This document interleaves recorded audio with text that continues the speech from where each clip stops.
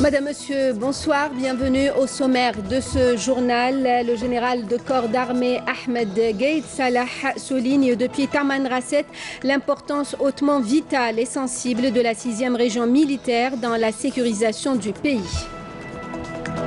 La rentrée scolaire aura lieu dans les délais fixés, soit le 5 septembre prochain. Déclaration de la ministre de l'Éducation nationale qui souligne que toutes les mesures ont été prises contre le choléra dans toutes les wilayas du pays et ce sous la supervision des ministères de l'Intérieur et de la Santé. La rentrée scolaire qui se prépare, c'est le temps des achats. Les fournitures scolaires ont fait leur apparition dans les rayons depuis plusieurs jours déjà. L'investissement touristique en plein essor à Skikda, la région a des atouts certains. Les investisseurs s'y intéressent de plus en plus. À suivre aussi un reportage sur la fonderie d'art. Nous serons dans l'atelier d'un artisan qui a su transmettre ce savoir-faire à ses enfants.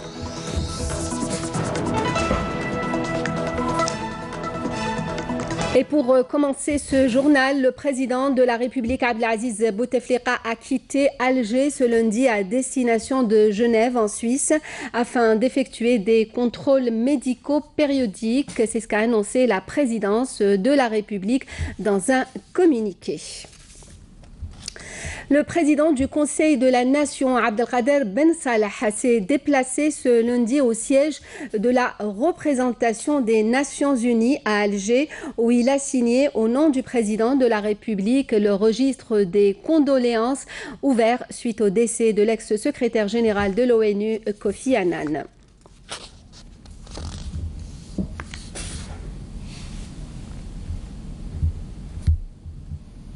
Coopération, le Premier ministre Ahmed Yahya s'est entretenu aujourd'hui avec la vice-présidente du Venezuela, Delcy Eloyana Rodriguez Gomez. L'entretien qui s'est déroulé en présence du ministre des Finances Abdelrahman Raouia côté algérien et du ministre de l'Économie et des Finances vénézuélien a porté sur les relations bilatérales et les questions internationales d'intérêt commun.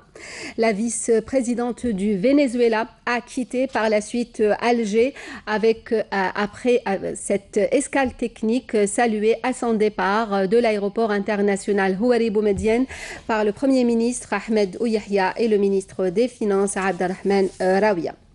Toujours au chapitre de la coopération, le président de l'Assemblée populaire nationale, Saïd Bouhadja, a reçu ce lundi le président de l'Assemblée nationale du Malawi, Richard Makoa Mzowoya, actuellement en visite officielle en Algérie. Les deux responsables ont évoqué notamment la redynamisation et le rôle des missions de la commission d'amitié parlementaire Algérie-Malawi.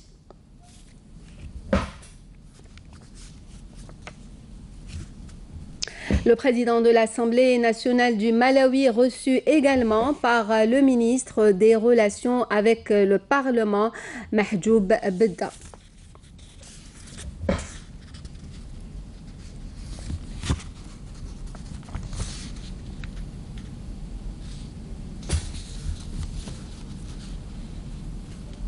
Abdelkader Msahel demain en Afrique du Sud, une visite officielle de 2 jours du ministre des Affaires étrangères à l'invitation de son homologue sud-africaine. Abdelkader Msahel sera notamment porteur d'un message du président de la République Abdelaziz Bouteflika à son homologue sud-africain.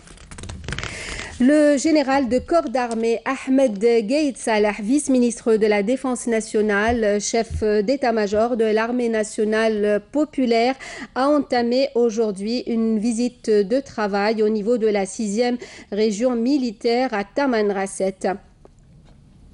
Lors de ce premier jour et après la cérémonie d'accueil, le général de corps d'armée a tenu une rencontre avec des cadres de la 6e région militaire à travers laquelle il a mis l'accent sur l'importance de cette région considérée comme hautement vitale et sensible et sur le rôle efficient de ces unités mobilisées le long de nos frontières dans la sécurisation de notre pays contre tous les fléaux et menaces, notamment le terrorisme, la criminalité organisée et la contrebande, avec toutes ses ramifications.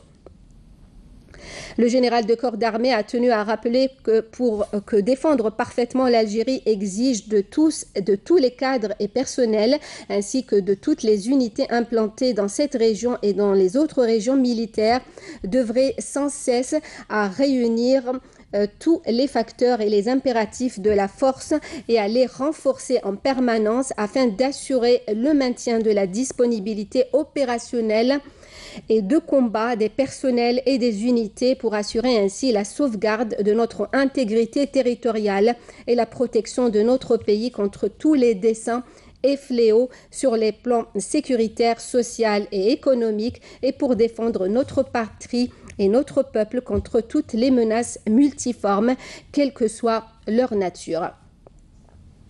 Le général de corps d'armée a tenu également à adresser ses remerciements imprégnés d'estime et de gratitude à ces hommes de l'armée nationale populaire pour les efforts laborieux qu'ils fournissent sans répit avec toute la vigilance requise au service de l'Algérie et de la sauvegarde de sa souveraineté, son intégrité territoriale, sa sécurité et sa cohésion et la cohésion de son peuple. Le général de corps d'armée présidera demain au nom du président de la République, chef suprême des forces armées, ministre de la Défense nationale, la cérémonie d'installation du général-major Mohamed Adjouroud dans les fonctions de commandant de la 6e région militaire en remplacement du général-major Meftah Souab, nommé à la tête du commandement de la 2e région militaire.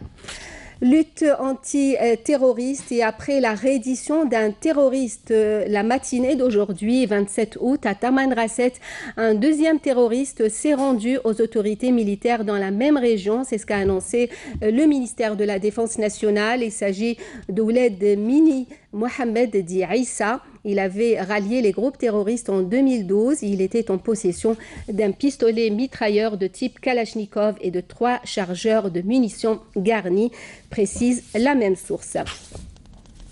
Le ministère de la Défense nationale qui annonce aussi que dans le cadre de la lutte contre la criminalité organisée, des détachements combinés de l'armée nationale populaire ont intercepté à Gherdaya et Mila 5 individus en possession de 3 fusils de chasse, une quantité de munitions et une paire de jumelles, tandis que d'autres détachements ont arrêté à El Oued et Sidi Bel Abbès 2 contrebandiers et saisi 108 quintaux de tabac. D'autre part, un détachement combiné de l'ANP a appréhendé à Bourj Bouarerij 2 narcotrafiquants en possession de 86 kg de kif traité, alors que des gardes-frontières ont saisi à Tlemcen 185 kg de kif traité, précise le MDN. Le ministre des Affaires religieuses et des Waqf, Mohamed Issa, s'est entretenu aujourd'hui avec le coordonnateur de la lutte antiterroriste au département d'État américain, actuellement en visite en Algérie. L'expérience de l'Algérie en matière de lutte et de prévention contre le terrorisme, imprégnée de l'islam de référence basé sur la modération et le juste milieu, a été évoquée lors de cet entretien. Je vous l'annonçais en titre, la rentrée scolaire ne sera pas retardée, c'est ce qu'a annoncé la ministre de l'Éducation nationale. Toutes les mesures ont été prises contre les cas de choléra enregistrés non seulement dans les régions touchées, mais au niveau national, et ce sous la supervision des ministères de l'Intérieur et de la Santé. Melika Bellel. La rentrée scolaire aura lieu dans les délais fixés, soit le 5 septembre prochain. C'est ce qu'a déclaré la ministre de l'Éducation nationale, Nouria Ben Ghabrit, lors d'une conférence de presse à l'issue de la clôture de la conférence nationale des directeurs de wilaya de l'éducation.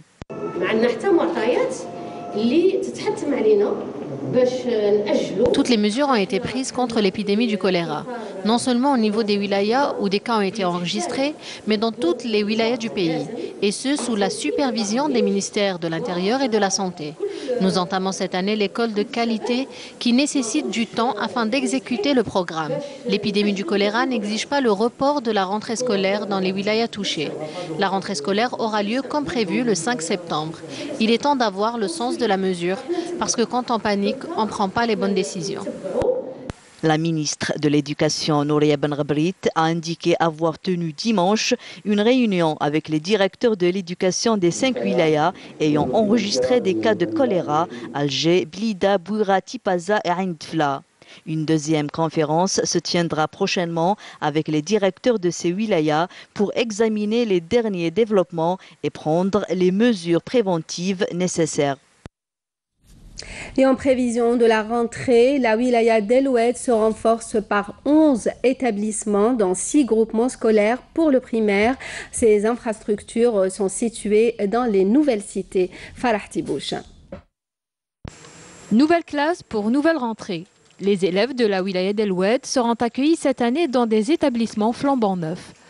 En tout, ce sont 11 nouveaux établissements scolaires qui seront livrés pour cette rentrée 2018-2019. Nous avons 6 groupements scolaires du primaire qui seront fin prêts pour cette rentrée. Nous avons aussi 3 CEM en cours d'achèvement. Le premier dans la circonscription de Jamia, le deuxième dans la commune frontalière de Taleb el-Arbi et le dernier dans le quartier des 1300 logements. Ces nouvelles infrastructures scolaires réalisées au niveau de la cité 1300 logements sont inscrites dans le cadre du programme d'équipement pour habitat intégré dont a bénéficié cette wilaya. Ainsi, les futurs habitants de cette cité verront leurs enfants scolarisés à côté de leur maison, leur évitant ainsi de parcourir de longues distances. Et depuis plusieurs jours déjà, les fournitures scolaires ont fait leur apparition dans les rayons des magasins et des grandes surfaces. Les parents accompagnés de leurs enfants consacrent en général cette semaine d'avant la rentrée aux achats. Illustration à Oran avec Hassiba Abdallah. Les marchés et les magasins de fournitures scolaires grouillent de monde. Les parents d'élèves se préparent pour la rentrée de l'école, prévue dans quelques jours. Ma fille est en 3e année. Je suis venue donc lui acheter les livres. Il faut bien qu'on les achète. Il ne reste qu'une semaine pour la rentrée scolaire.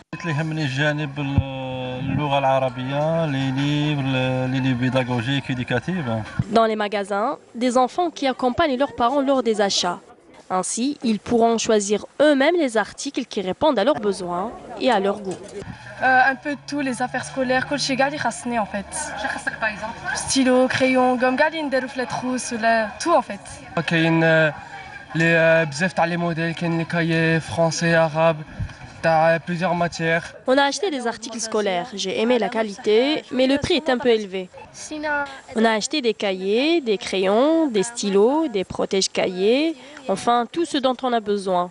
Après, on achètera encore ce qui manque. En réponse à leurs besoins, un large choix est mis à la disposition des consommateurs. Il y en a pour tous les goûts et pour toutes les bourses. Direction Skikda à présent. Skikda très prisé par les vacanciers durant l'été. La région a des atouts certains. Les investisseurs s'y intéressent de plus en plus. Les projets sont nombreux, comme nous allons le voir dans ce reportage de Abdelmajid Benkassi. Le développement du tourisme dépend surtout de la capacité d'accueil des structures hôtelières, à commencer par le nombre de chambres et de lits que peut offrir une ville, une wilaya ou une région. Chez nous, l'offre est encore inférieure à la demande, mais ce ne sont pas les projets qui manquent. Un exemple de wilaya où nous nous sommes rendus, Skikda à l'est du pays. Là-bas, l'investissement touristique est en plein essor. Les dernières années, les gens ont commencé à s'intéresser au tourisme et à l'hôtellerie à Skikda. Et par rapport aux années passées, les 5 dernières années, il y a au moins 10 à 12 hôtels qui sont en cours de réalisation. Il y a des hôtels qui sont achevés, il y a d'autres qui ne sont pas encore achevés. Bon, c'est un hôtel de 4 étoiles, un hôtel au standard international. Donc, on a commencé la construction à la fin de 2012, début 2013. C'est un hôtel qui est destiné beaucoup plus aux hommes d'affaires. C'est un hôtel d'affaires, de proximité, parce qu'il est situé au plein centre de la wilaya de Skikda. Toutes les administrations, toutes les organisations, les institutions sont à proximité. C'est un hôtel de 14 étages qui contient 178 chambres. Dans 18 décembre 2018, on va faire l'ouverture. On a signé un contrat de gestion internationale avec une grande firme internationale qui va gérer l'hôtel. La prolifération de projets hôteliers est la seule solution qui pourrait influencer le marché du tourisme, notamment en matière de prix. Les prix des chambres et des prestations touristiques dépendent étroitement de l'offre et de la demande, et c'est la loi du marché. Et pour le prix, je crois, c'est le problème de concurrence. Il faut avoir de concurrence pour baisser les prix. Et c'est comme ça dans tous les domaines. C'est une histoire d'offre et de demande. Oui, c'est ça. Oui. Et on essaye d'étudier toujours les prix pour les familles. On fait des formules, surtout pendant l'été. On fait des formules spécialement pour les familles pour avoir plus de réduction. Parmi les nouveautés ces dernières années dans notre pays, dans le concept de l'hébergement, l'appart-hôtel qui commence à se développer sérieusement. Des exemples sont présents un peu partout sur le territoire national. J'ai entendu parler de Sétif qui possède déjà une infrastructure de ce type, l'appart-hôtel.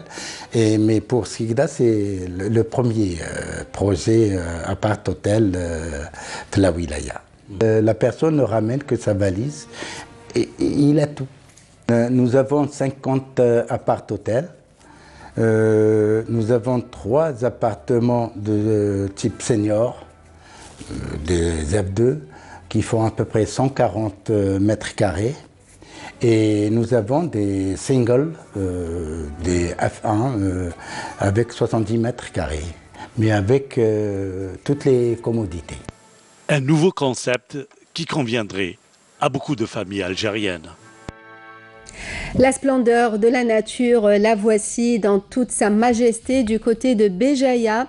Saïda Mayouf nous introduit dans un lieu magnifique, les chutes de Kefrida, où se baigner équivaut à un véritable bain de jouvence. De très belles images que l'on découvre dans ce reportage.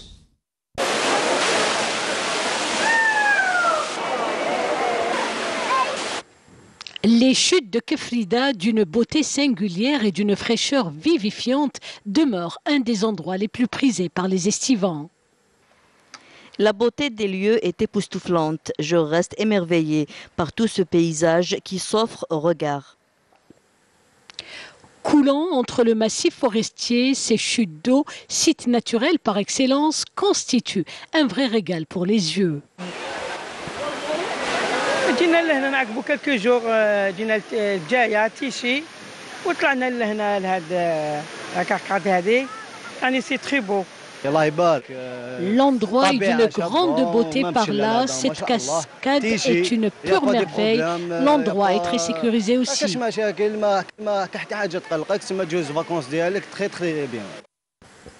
La cascade de Kefrida, dans la daïra de Derkina, à 50 km de la ville de Béjaïa, d'une hauteur de 50 mètres, est l'une des plus belles merveilles que compte l'Algérie. Les lieux sont pris d'assaut par les visiteurs venus admirer ce spectacle impressionnant.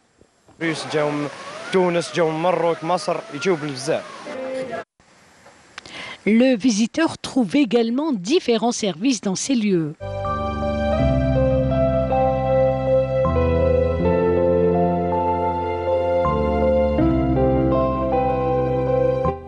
Et pour terminer ce journal, hommage à l'artisanat d'art et au savoir-faire des métiers manuels avec ce gros plan sur le travail d'un artisan fondeur.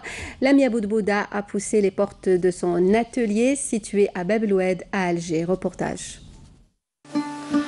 Entre la fonderie d'art et Semir Hamitouche, c'est une histoire de passion. La fonderie d'art est le procédé de formage d'œuvres d'art à partir de pièces originales et rares. De grands-parents bijoutiers et un père artisan fondeur qui lui ont permis de connaître les ficelles du métier. C'est le métier de mes ancêtres. C'est pour ça que ça m'a inspiré autant que quand j'étais enfant. Quand نجوز les vacances, on راح le camping ou l'atelier. Ça me passionne. De rien du tout, d'un robinet de rien du tout. On fait des objets d'art. L'une des premières étapes consiste à prendre l'empreinte de l'objet grâce à un moulage au sable. Ensuite, dans un four spécial, on fait fondre à une température précise le métal ou l'alliage choisi, qu'on mettra dans des moules, ce qu'on appelle dans le jargon des fondeurs la coulée. J'ai boulé donc une pièce. On fait le moulage, on fait fondre le cuivre. On coule la pièce, on fait le dégrainage, la finition et le polissage. Et le client est content. Un véritable artisan fondeur, Samir Hamitouche est entouré de belles pièces qu'il affectionne. Il fait aussi de la restauration pour des collectionneurs ou des institutions culturelles. Un métier rare et ardu car il demande beaucoup de technicité et de patience, surtout l'été. Un amour de métier qu'il a voulu transmettre à ses deux fils. Métier de mes grands-parents. Mon père aimait ce métier car son père et son grand-père le pratiquaient. C'est ancré dans son sang. Et moi, depuis mon jeune âge, j'ai accompagné mon père malgré un terrible accident de travail qui m'a coûté ma mâchoire et mes 3 dents. J'ai 22 ans, mes copains sont à la plage et dans les piscines. Mais malgré ça, je reste. Quoique c'est terrible de travailler l'été ici. Des poignées et entrées de serrure d'un meuble reproduites dans les moindres détails, mais aussi des heurtoirs de porte, des chandeliers, des lustres et des décors. Tout y est. Un véritable art né au début du 19e siècle et qui continue de nous charmer grâce à la compétence de nos artisans. Chapeau bas, l'artiste. Ainsi s'achève ce journal, le rappel des principaux titres. Le général de corps d'armée Ahmed Gaïd Salah souligne depuis Tamanrasset l'importance hautement vitale et sensible de la 6e région militaire dans la sécurisation du pays. La rentrée scolaire aura lieu dans les délais fixés, soit le 5 septembre, déclaration de la ministre de l'Éducation nationale qui souligne que toutes les mesures ont été prises contre le choléra dans toutes les wilayas du pays et ce, sous la supervision des ministères de l'Intérieur et de la Santé. La rentrée scolaire qui se prépare, c'est le temps des achats. Les fournitures scolaires ont fait leur apparition dans les rayons depuis plusieurs jours déjà. L'investissement touristique en plein essor à Skikda, la région a des atouts certains et les investisseurs s'y intéressent de plus en plus. La fonderie d'art, nous étions dans l'atelier d'un artisan qui a su transmettre ce savoir-faire à ses enfants. Merci à vous de nous avoir suivis. Vous pouvez revoir nos programmes sur notre site internet, la page Facebook et la chaîne YouTube de Canal Algérie. Pour le journal, à 20h, l'édition en arabe. Demain, à midi, Sarah Sharif. Nous, on se retrouve à 19h. Passez une bonne soirée.